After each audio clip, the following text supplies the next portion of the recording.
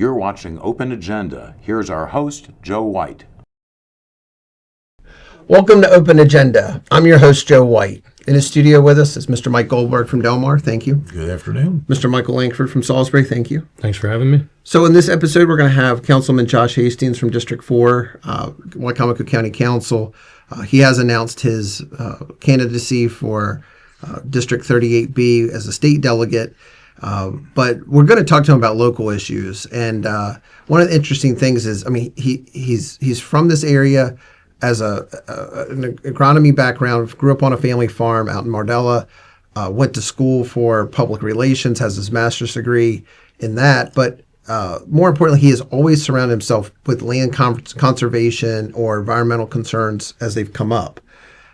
We've started to hear presentations that are being made to the Natural Resource Conservation Advisory Committee, which is also called NRCAC or NARCAC, that involve moving spoils out of Sharps Point. Michael, I know you've done a lot of research on this. I want to see if you can come back. We bring Josh in. I'd like to ask him some questions and then get some follow-up from you. Sure thing. Would you stick around, Michael? Absolutely. Great. So when we come back, we're going to bring on Josh Hastings from 4th District, Wycomico County. So stay with us. We'll be right back. Welcome back to Open Agenda. In the studio with us now is Councilman Josh Hastings from the 4th District, Wycomico County. Thanks for coming out. Thank you. Thanks for having me. Mr. Michael Langford, thanks for sticking around. Thanks for having me. So we've definitely talked a lot on the show, and there's been lots of folks come into public comments to talk about 287G, the proposal for an MOA with Department of Corrections and ICE. And I want to get a sense for how do you feel about how this process has unfolded, and did you feel like you got the information you needed at the work session back in October? Well, good question. I think overall, it has not been an easy process to get information back and forth from the sheriff's office, from the county executive's office. So the council's been in a process. I think that's been clear publicly. We've been trying to find out more information, which is how we've gone many now months of talking about this and then being delayed.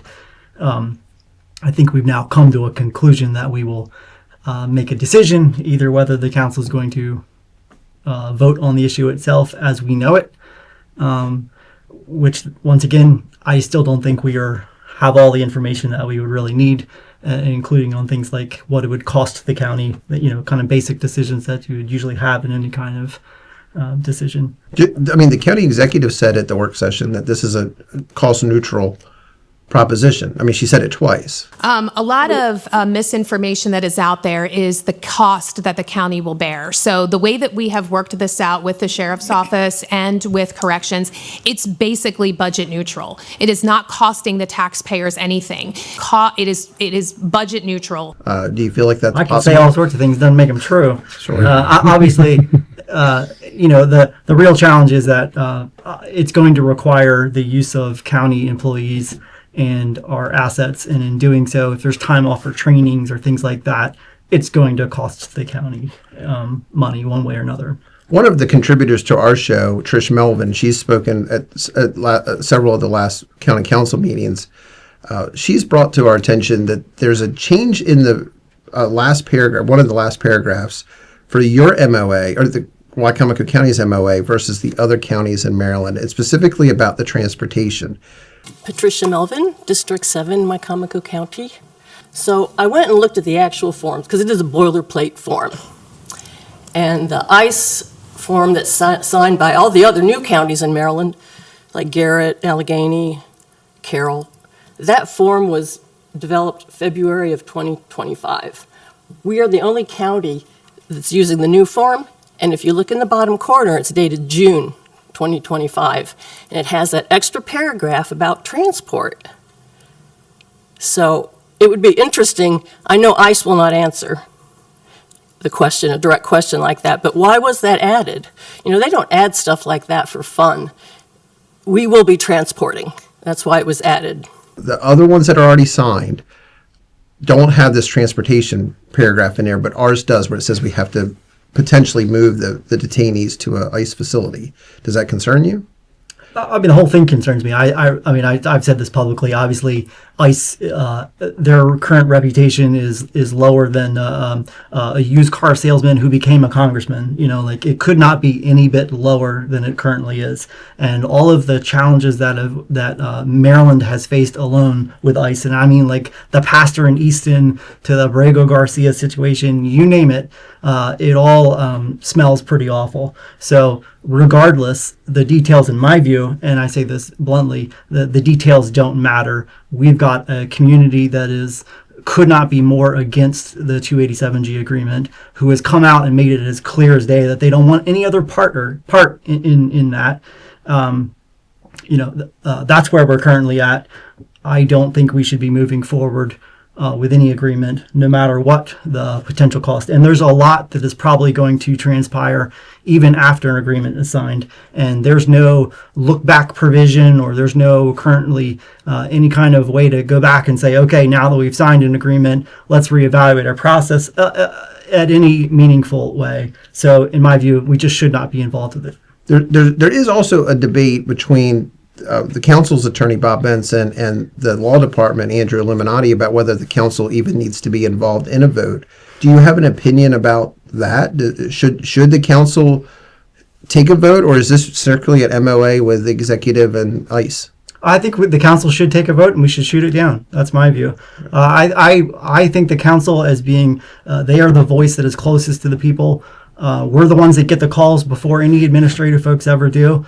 And so I think we should be the ones to then actually have a say on this. And I know it can be handled administratively, and other counties have looked at it that way. But I think the council is going to move in that direction. We're still making that decision literally today, and kind of go from there. But I think the council is most likely going to move forward with making a decision, and I hope we get to shoot it down. So one of the decisions that you all did make at the last work session was a work session you had with the Board of License Commissioners about the reintroduction of some liquor bills that are going to go to the delegation, specifically about removing the requirement that a Class A license also have a restaurant. What you voted on so far was a consensus to move forward to see a resolution. So it was 4-3. You voted for it, but you also had a lot of caveats. You wanted some guardrails put in place. Could you explain why you voted for that, but also why do you want these guardrails, and do you think that they will be effective? Yeah. Well, first of all, obviously any alcohol decisions are made at the state level, not the local level. But that being said, the state government doesn't move forward with anything unless they have, local courtesy, unless they have approval from the local body, specifically the legislative body. So what we want to see more than anything else is that we do not have any additional licenses for any more alcohol. I think it is very much a positive thing that there is less alcohol being consumed across all age groups, across all groups of folks.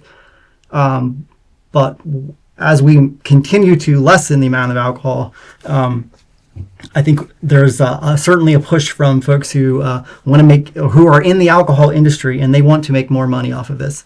So stop point one is making sure that we do not have any more licenses. So that is where the council is in agreement on. Who knows with the next county council? We'll see what they feel differently, but this council, we feel pretty strongly about that. Specifically with the Class A license, the decoupling, or at least of that component that you have to have a restaurant, I made it clear that my support would only go forward if we have a cap on the amount of space. We don't want to open this up to be another liquor warehouse. And in my district, it includes the college, Salisbury University. We have a long history in this area in my district of some very large college parties that were fueled by alcohol. We don't want to go back to that. And then in my district, we have one of those Class A licenses is actually right across from Cheers, another large a beer and wine store. So we don't want to create this as a space where all of the alcohol is concentrated in likely two spaces, my district and then District 1, the minority district, the current one, because that is often where they feel like they can get the most amount of alcohol sales to poor people and to poor college kids. Yeah. So we don't want to see that go forward. We're going through that process right now with that'll basically be either an additional letter or there's a couple different ways to do it, but basically that will be added to the legislation so that the committee chairs, when they get that in Annapolis and they look at this particular bill, they'll say, okay, we want to add this line that there's a max capacity, and then B, the second part of that is that it's not concentrated in one district. And do you feel like it would matter if this letter of approval or this letter of support does get passed later? Do you think it would matter if it's passed 4-3 or 7-0? Does the delegation look at how much support it gets, or just that there was support? The state of Maryland usually doesn't look at that. They try to they say okay, and sometimes we don't vote. You can either vote consensus or actual vote. So in this case, a lot of times consensus isn't a real vote. Like with these people voted this way, these people voted that way. But all Annapolis looks like is they'll just look and say, okay, do you have a letter that is from the local legislative body that has reviewed this and approved? So we did just recently get a chance to take some tours of some properties for potential partnership parks with the Department of Natural Resources. You're on the NRCAC committee as a councilman, and I know that you're with land conservation. You do a lot with that. Can you explain a little bit about each of those areas and how are they related, and maybe how are they not related? Yeah, I'll back it up. So I've spent last 15 plus years or so working in the conservation of our lands, making sure that we are protecting hunting grounds, making sure that there's a future for food, for recreation, for places for mental and physical wellness, for biodiversity. That's what I've worked in, to work with willing landowners who say, hey, I want to make sure that my land is special, that it is the best it can be, that it has all the right native species, that it can have the right flora and fauna, and that it has a given conservation value from now till the end of time. The NARCAC, which is my favorite acronym for any, the Natural Resources Conservation Advisory Committee, that is through the county.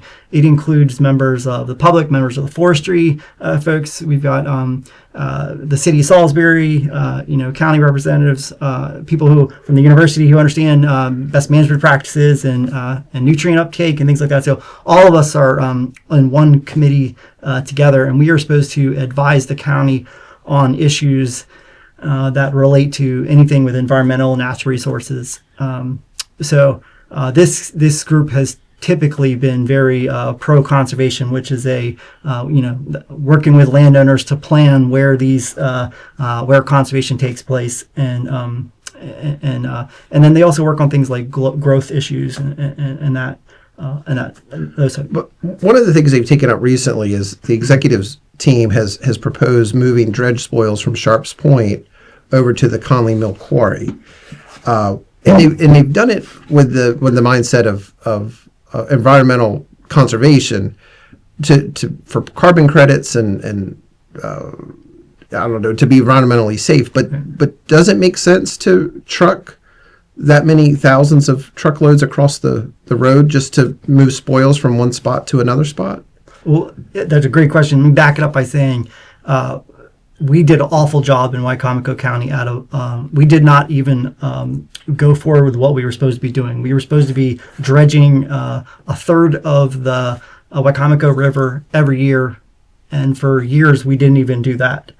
That is basically now we have essentially a ton of sediment, or many tons of sediment that is continued to deposit, and that has made shipping very challenging. And so you've got a lot of really important companies.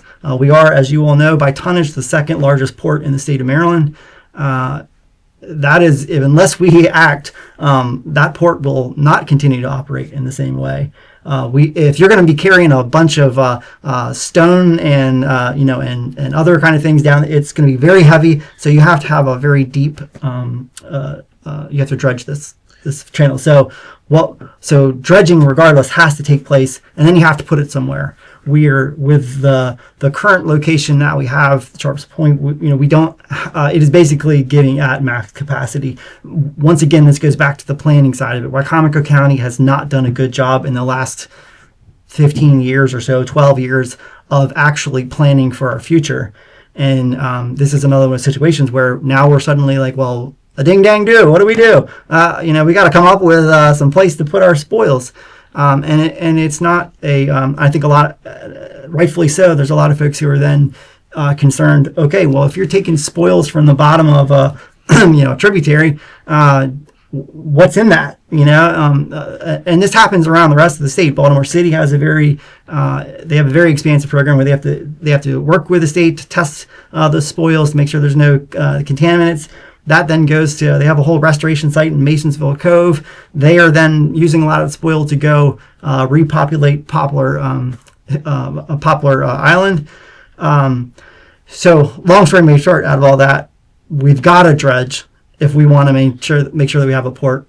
We need to put that material somewhere that makes sense. Obviously, we are losing a lot of land here on the eastern shore and the lower shore due to climate change and subsidence together. That's how we've lost. My great grandmother used to live on Holland Island. It had 400 homes, had two, downtown, 2 baseball teams. It's all gone. You just take your boat right over top of it. So that's going to be the future unless we intervene. And I think spoils can be a way to do that. Well, on April 15th at a legislative session, you were given a October 1st deadline for the next set of dredging, and there was a need for $2.3 million to be appropriated that day, which you all actually did. But the material in Sharps Point, not enough of it was moved, and we are going to be missed on the next dredging cycle. How does that make you feel to know that we've spent the money, but we're still not going to hit those deadlines, and we're still not going to get the work done? Yeah, we are. Not great is the quick answer. We obviously need to be doing a whole lot and we have minimal staffing, and we need to do a whole lot more. The question then, getting back to your answer before that, not to jump or sidestep this, but you're asking, what do we do? Where does it go?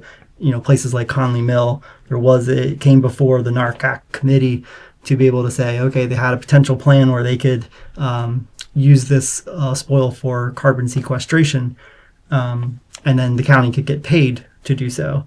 That itself is a whole other dynamic, whether it needs to, A, whether it should happen, B, whether it should happen at a place like Conley Mill, which probably shouldn't happen given the, if anyone's paid attention to the county council in the last couple of years, you'll know that it's a community that is vocal. And so, but nonetheless, you have corporations who have to get through their scope 1, scope 2, scope 3, climate, they have to sequester carbon. They have to make sure that they can get closer to zero, impact on the environment in many ways. And so they can get paid to do so. So the county could be, if it finds the right way to take these spoils and then to put them into the ground, the county could make money off of it. And that is really if the county had more money, it could be able to do more. It could hire more people, and we could have more than just one person who knows how things should operate again. Do you think that it's possible that you could ever earn enough off of carbon credits to pay for the 26,000 dump electrodes that would have to be moved from Fruitland basically all the way to Delmar? I mean, that's a long travel. We've got to move all that stuff regardless, one way or another. I think I think it's a good question: is where does it make the most sense to put spoils, dredge spoils? That I think I don't have a good answer. In the past, on the lower Wacomico, they've pumped them right out onto Deal Island where they were reclaiming land that was being lost to subsidence. I mean, do you support that type of plan versus you're moving it 2 or 3 times by taking it from the river to Sharps Point, from Sharps Point to wherever you want to take it. There's just multiple inflection points there. If we're pumping it right to where it needs to be at the moment that we're dredging it, does that make the most sense? Is it feasible? Yeah, I'm actually also the the incoming chair for the entire Chesapeake Bay Watershed Local Government Advisory Committee. So I get to have a voice that speaks for everyone from New York to DC to West Virginia and others. So we have done tours of other areas that have, have tried to make use of it. They're in the same kind of situation where they have to clear the channels and they have to find a place to put things. It is not efficiently. It is not an easy path, a straight path forward. It is very circuitous, I guess. It does not make sense from a carbon standpoint, from a staffing standpoint, to go from one site to another site. But one way or another, the companies that are that help that operate here in the county, they're very loudly saying, "Hey, you have to clear the space." So we've got to find a better way to do so. I think a situation like where you could pump it directly into Island, like they're doing in Poplar Island, I think that makes a whole lot more sense. And I think the way that they do that in Baltimore City, of course, is you pull it out, put it on the barge, take the barge, and then shoot it onto the island.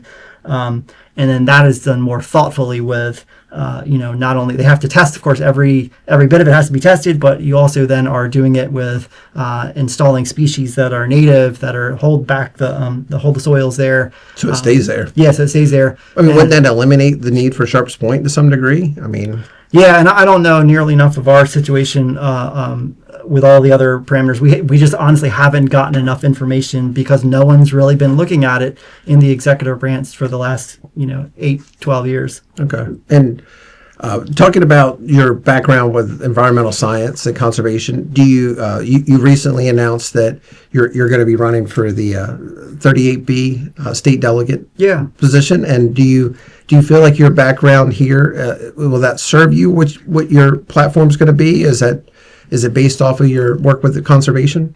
Well, I hope to be able to serve in that. I think 2 terms on the county council is plenty for me. I don't know how folks do longer than that. The district itself, 38B, goes from basically Delmar down to Fruitland and stays kind of within the Salisbury bypass. It's a relatively smaller district, or condensed, I should say. But it, I have a wide background from conservation to, I grew up in a farm family. I have I've worked all sorts of natural resources to environmental issues, but also have done a lot in many other spheres over the years. I used to work for a state senator. I actually passed a law that I developed when I used to work for her. That was back in 2010. Anybody can look it up. Senate Bill 771. I think it's Concussions Act. I've actually worked on a lot of other issues like that. So I have a master's degree in public policy. I have a pretty broad understanding of many things, but obviously, having the agricultural background, that really that's at the heart of who I am. So that's really where I'm going to be coming from in many of these issues. But I think we need to do a whole lot more in this country when it comes to strengthening democracy and lifting up people. We are not in a very good space. Given the federal government's impact. And all these years, Democrats and Republicans, no one has chosen to lift up the mantle to actually fix the real problems that are actually here in this country. So I personally think the states are doing a great job. State of Maryland does a really good job in having nonpartisan institutions inside of it so that you can have healthy debate and that you can talk through things in ways and actually come at better solutions. So I think the states are going to continue to be leading the federal government as it becomes more and more irrelevant. And so that's why I think I could be a part of that. And hopefully I can help bring some more attention and resources back here to Wycomico County, and we can continue to grow like we should be. Well, you were talking about national politics, and I'm interested. We've seen the national political platforms really be brought into the local county government in the last 3 years. Do you feel like that's a healthy way for the local politics to go? Because often there's 2 Democrats and 5 Republicans on the council. Rarely do you all ever vote along party lines, and you seem to get along very well together. Do you think we should keep national politics out of the local? I've actually tried to get the council to adopt twice, maybe 3 times. I've tried to get us to adopt an internal rule or resolution where we wouldn't take on any issue unless it was specific to our budget, or any federal issue, pardon me, that was unless it was specific to our budget or other. They've never had the appetite to move forward. Maybe they will. But the 287G, the ICE situation, is a clear example. The only reason why it's being put forward is for politics. There's no other. No one's asking for it. So the only reason why it's happening is because of politics, because someone wants to look good to their party. Okay. So I think the more that we can make sure that Wycomico County is one where where we have that collegial, where we can see each other in a positive working relationship, I think that's a good thing. But the national politics is poisoning everything. Well, thank you very much for coming out. Thank you, Michael. Appreciate you being here, and wish you well, and good luck with the family as well. Thank you so much. I appreciate it. So stay with us. We'll be right back. Welcome back to Open Agenda. Joining us in the studio again is Mike Goldberg from Del Mar. Thank you. Yes, sir. Thanks for sticking around, Michael. Thank you. So, Josh, it was a very interesting conversation with Josh, and he is running for 38B for the state delegates. But we talked about the local county issues, and whether you agree with Josh or not, I do think he sticks in the local lens of everything. I want to talk about the liquor bills a little bit, but then I want to move on to the NRCAC meetings. It did not feel like his mind's completely made up. He is demanding these guardrails. I question whether or not there can ever be a guarantee that these guardrails for liquor stores, the size and their location, can ever be given, because at the end of the day, it's going to go as a bill to the General Assembly. I agree that with the liquor board, the sales are down, and basically that's because we legalized cannabis. Yeah. So there's now competition. The accountability can be in place. We already have like underage drinking issues, on and off campus with SU, right? I think that the liquor consumption, even though it's down right now, it may not stay there. Back in 1999, the Libertarian Cato Institute had done a study with regard to legalization of marijuana. And one thing that they found in the Netherlands is that when they had legalized marijuana, that liquor consumption went down. And then after about 5 years, when it was no longer a big deal, hey, gee, everybody can smoke dope now. They found that the level of consumption of cannabis went down and liquor went back up and stabilized. So, Mike, I want to talk to you about the NRCAC meeting. We've seen presentations about moving the spoils from Sharps Point to Conley Mill. We got a chance to ask Josh Hastings about that. You've done the math. Does the math work to move these spoils? It absolutely does not work. And from an environmental perspective, I don't think it works either. It's going to cost an ungodly amount of money and create an ungodly amount of environmental damage to ship this material over land. I brought up at the last council meeting during public comments just my disappointment that we've missed a deadline. $2.3 million was written off immediately right then. Now, another $7.5 million was written later for a capital project to move more material out. But let's just talk about the 2.3. It was said that it has to be done by October 1st. It said that we were going to get dredged. We've missed a deadline. We're not going to get dredged. Josh talked about the economic impacts, the potential impacts of this. Is there any level of accountability for when people get a $2.3 million check written to them and don't deliver on the promise? Apparently, there is not any accountability. The only accountability will come from the voters to hold the people who are responsible for this failure to act. Our current county executive has been in office almost 3 years. This problem has been out there for some time. Her predecessors did not take action. Shame on them.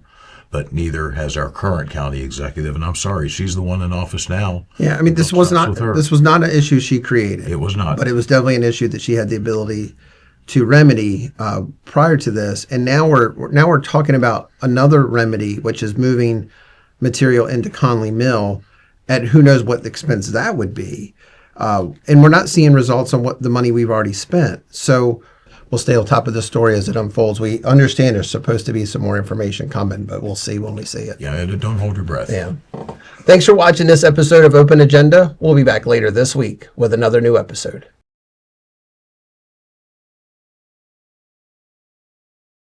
Only one Joe and two Michaels, so a little different setup on this show, You're right? finally outnumbered.